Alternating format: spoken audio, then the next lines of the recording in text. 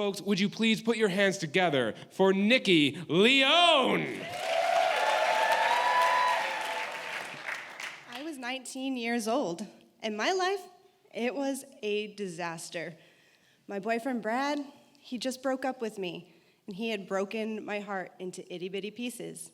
So I sat on the floor, crying my little heart out, listening to all the emo music. The black mascara running down my face, the candles and incense, the whole shebang. I was destroyed. Brad, he wasn't really the best guy. He treated me poorly. He put me down, but he was everything I had been taught a woman should have in a man. He was tall and he was strong. He was Catholic and he was French Canadian.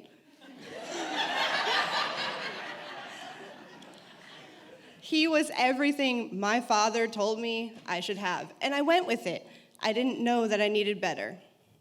I'm sure everyone can relate. We all have those times of weakness, and in this time of weakness, evanescence was my thing.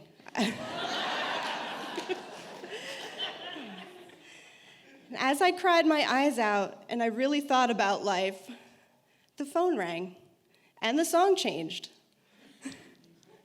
Limp Bizkit started blaring from my radio, and I wanted to break stuff, just break it. The phone rang, and I picked it up, and it was my friend Andy. Side note on Andy, he is gorgeous, tall, milk chocolate skin, green eyes, and long, luscious hair. I don't even know what he wants, but immediately I am like, yes.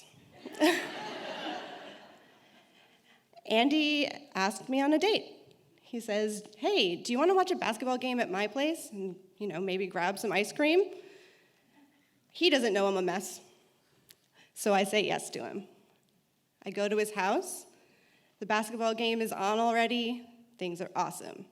Laying there, he starts caressing my hair and kissing me. And he's so gentle. And I've never felt anything like this.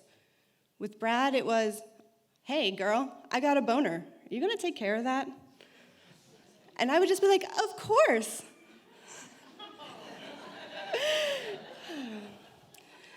But with Andy, it was different. And immediately, I was into it. The game ends, and we go and get ice cream. And he's holding my hand, and he's still petting my hair in public. And I'm getting, really turned on. This is hot. He asks me if I want to go back to his place. And I need to think about it for a minute, but the ice cream and the sugar is so, so sweet, and so is he. And I say, yes, let's go to your place. We get there, and everything continues, but there's more heavy petting, and there's some really deep kissing, and I am wet. I'm just ready for this man, and I've never felt that. But it's awesome, and it's inspirational, and it's powerful. And I know that I'm going to go wherever the night takes me. Andy and I we're getting it on. We're really in the groove. And he asks me, hey, Nikki, do you want to have sex? Without even hesitation, do you have a condom? He's like, of course. So we do. We start having sex in his room. Decide that that's not going to work because his parents are home. And I am loud.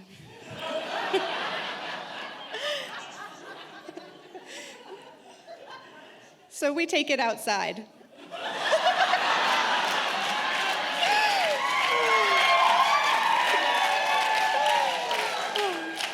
Outside is Andy's father's van. It is this bitchin' 80s just van with the dragon on the side, the shag carpet in the back, and a mattress.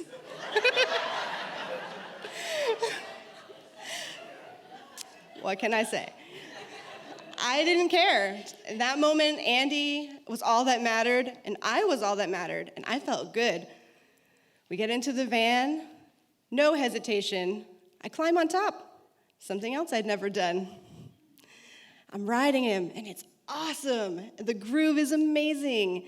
And I am so ready. The front door opens. And in the light of the car, I see Andy's brother, Stevie. He doesn't see us. He just gets in, but I see him.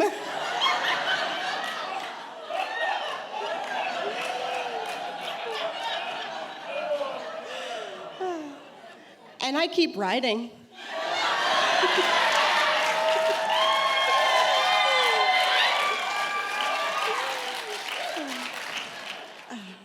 Stevie then sparks up a joint.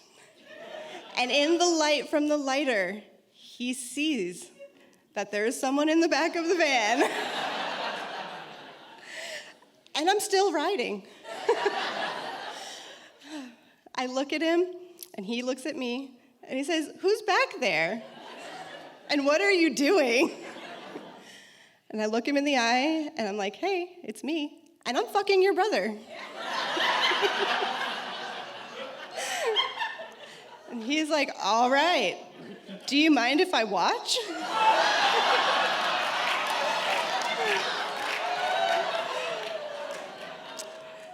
And I'm so into the moment and what's going on that I'm just like, yeah, of course.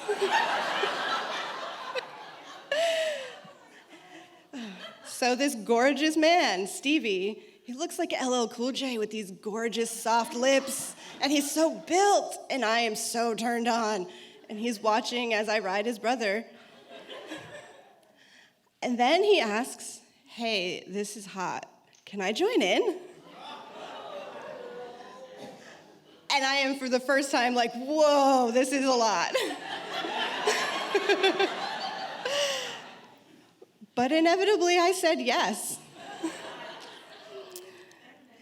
The only caveat was they wouldn't touch because they're brothers. So one thing leads to another, and Andy flips me so that I'm doggy, and he's just going at it, you know? And his brother takes out what is the most gorgeous cock I had ever seen in my whole life. It was thick and uncut and everything that I wanted. But before I could really think about it, he put it in my mouth. And it was awesome.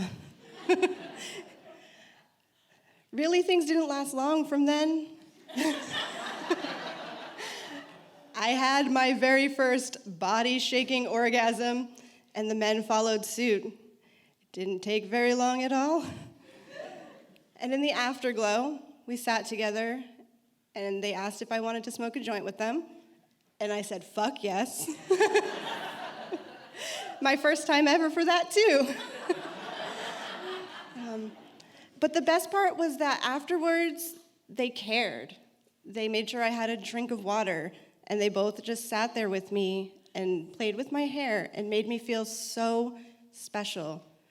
In that moment, I knew I never wanted to go back to feeling unimportant again.